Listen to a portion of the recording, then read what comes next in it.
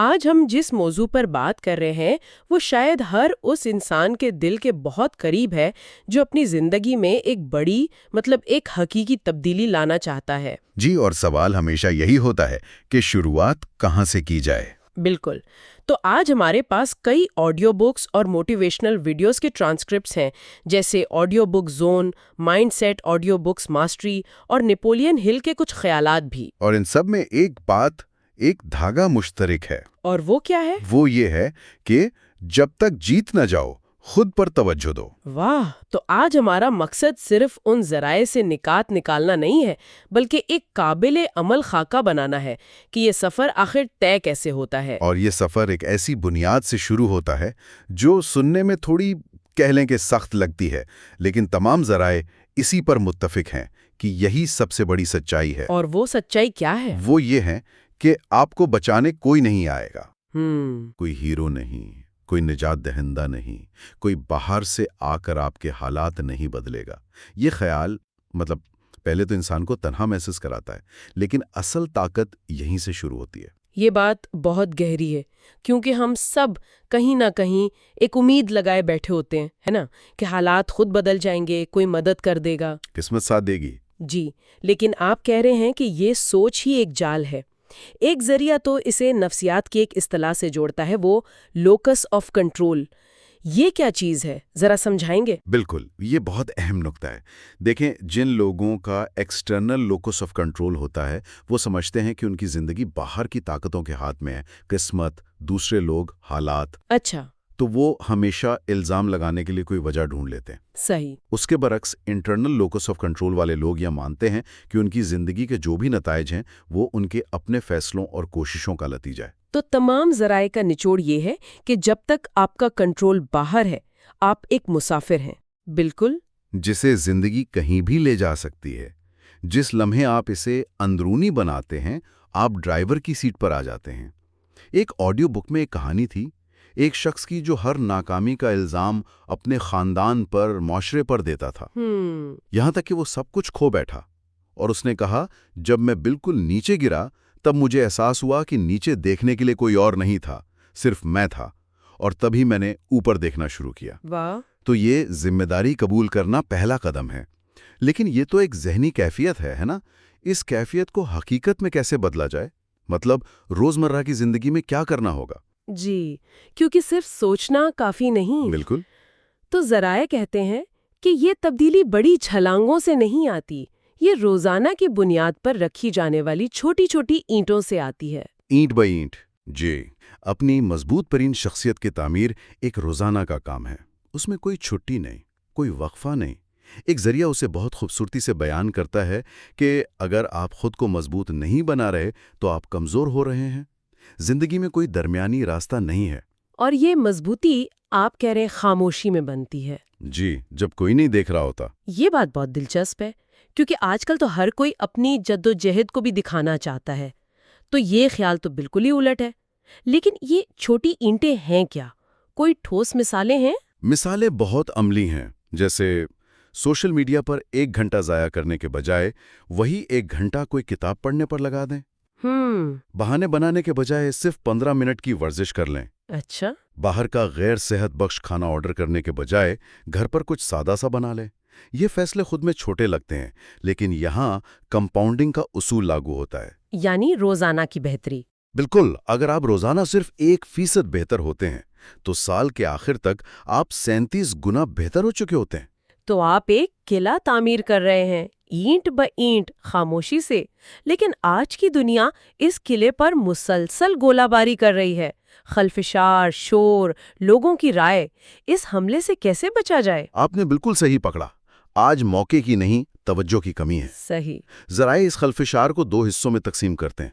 پہلا ہے بیرونی خلفشار، لوگوں کی تنقید، ان کی رائے، سوشل میڈیا پر دوسروں سے موازنہ، منفی خبریں۔ یہ تو ہر طرف ہے۔ جی، ایک ذریعہ کہتا ہے کہ دوسروں کی رائے وہ سستا مال ہے جو ہر کوئی خرید سکتا ہے۔ اپنی زندگی کو اس سستے مال سے مت بھرو۔ اس سے بچنے کا طریقہ ہے انفارمیشن ڈائٹ۔ یعنی آپ شعوری طور پر فیصلہ کریں کہ آپ کیا سنیں گے اور کیا نہیں۔ بالکل، اگر کوئی چیز آپ کو آپ کے مقصد کے قریب نہیں لا رہی تو وہ محض شور ہے۔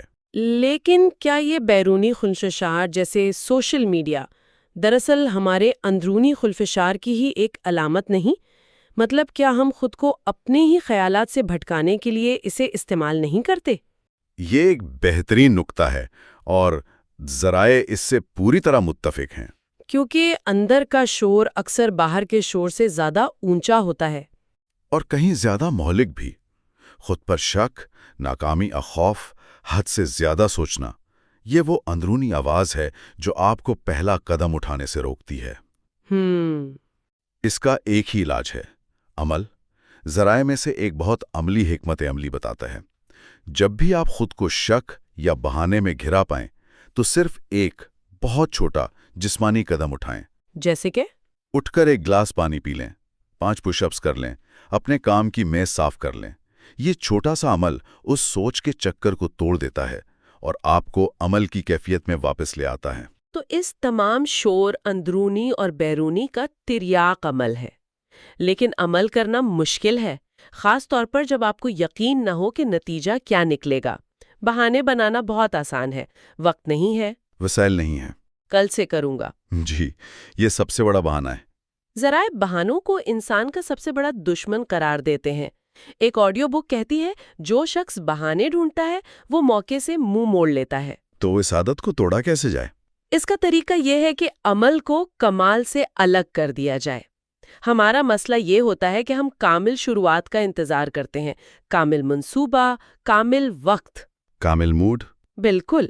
ذرائع کہتے ہیں کہ پہلا قدم کامل نہیں ہونا چاہیے، بس اٹھایا ہوا ہونا چاہیے۔ رفتار خود اعتمادی پیدا کرتی ہے۔ جب آپ حرکت میں آتے ہیں تو راستہ خود بخود واضح ہونا شروع ہو جاتا ہے۔ اس کے ساتھ ملکیت کا تصور بھی جڑا ہوا ہے نا؟ یہ بات سننے میں تو اچھی لگتی ہے کہ اپنی غلطیوں کی ذمہ داری لو، لیکن عملی طور پر یہ بہت مشکل ہے، خاص طور پر جب واقعی آپ کے ساتھ کچھ غلط ہوا ہو۔ جی دیکھیں، ذرائع کہتے ہیں کہ ملکیت کا مطلب الزام قبول کرنا نہیں بلکہ اختیار سنبھالنا ہے۔ ایک بہت ہی طاقتور قول ہے جو کئی ذرائع میں مشترک ہے۔ وہ کیا ہے؟ ہو سکتا ہے کہ تمہیں گرانے میں تمہارا قصور نہ ہو، لیکن اٹھنا صرف اور صرف تمہاری ذمہ داری ہے۔ واہ! یہ ذہنیت آپ کو مظلوم کی پوزیشن سے نکال کر ایک کھلاڑی کی پوزیشن میں لے آتی ہے۔ جب آپ کہتے ہیں یہ میرے ساتھ ہوا اور اب میں اس کے بارے میں کچھ کروں گا، تو آپ طاقت واپس اپنے ہاتھ میں لے لیتے ہیں۔ ٹھیک ہے، تو ہم نے ذمہ داری قبول کی، خاموشی سے خود کو بنانا شروع کیا، خلفشار سے اپنے ذہن کو بچایا اور بہانوں پر قابو پا کر عمل شروع کر دیا۔ لیکن یہ تو ایک میراتھن ہے، کوئی سپرنٹ تو نہیں۔ بالکل، اور یہی وہ مقام ہے جہاں زیادہ تر لوگ ہار مان لیتے ہیں۔ جب ابتدائی جوش ختم ہو جاتا ہے۔ جی، اور نتائج نظر نہیں آ رہے ہوتے۔ ذرائع یہاں موٹیویشن اور مستقل مزاجی یعنی کنسسٹنسی میں ایک واضح فرق بتاتے ہیں۔ موٹیویشن ایک جذبہ ہے، ناقابل اعتبار، وہ آتا جاتا رہتا ہے۔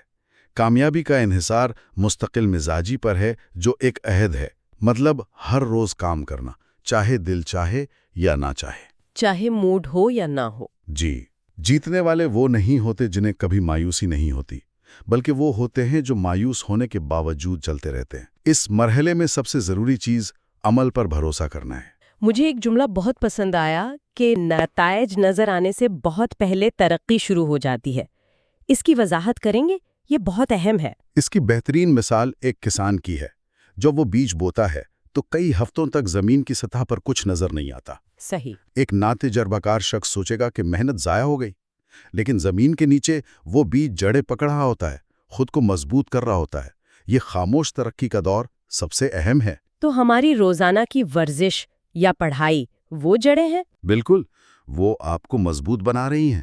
نتائج یعنی پودا جو زمین سے باہر نکلتا ہے وہ بہت بعد میں نظر آتے ہیں۔ جب آپ کو لگے کہ آپ ہمت ہارنے والے ہیں تو ذرائع کے مطابق وہی اصل آزمائش کا وقت ہے۔ تو تکلیف کو ترقی کی علامت سمجھنا چاہیے؟ جی، رکنے کا اشارہ نہیں۔ کامیابی اکثر اس مقام کے ٹھیک بعد ہوتی ہے جہاں زیادہ تر لوگ ہار مان لیتے ہیں۔ تو اگر ہم اس ساری گفتگو کا خلاصہ کریں تو یہ سفر صرف ایک بیرونی منزل مطلب جیت تک پہنچنے کا نہیں ہے۔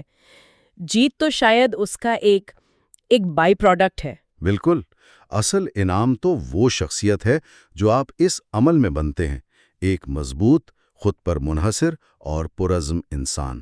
جیت اصل انعام ہے ہی نہیں۔ اصل انعام وہ کنٹرول ہے جو آپ اپنی زندگی پر حاصل کرتے ہیں، اور آخر میں تمام ذرائع ایک بہت گہری سوچ پر متفق ہیں جو سننے والوں کے لیے چھوڑنی چاہیے۔ اور وہ کیا ہے؟ حقیقی آزادی پیسے یا شہرت میں نہیں، بلکہ اپنے ہی ذہن پر قابو پانے میں ہے۔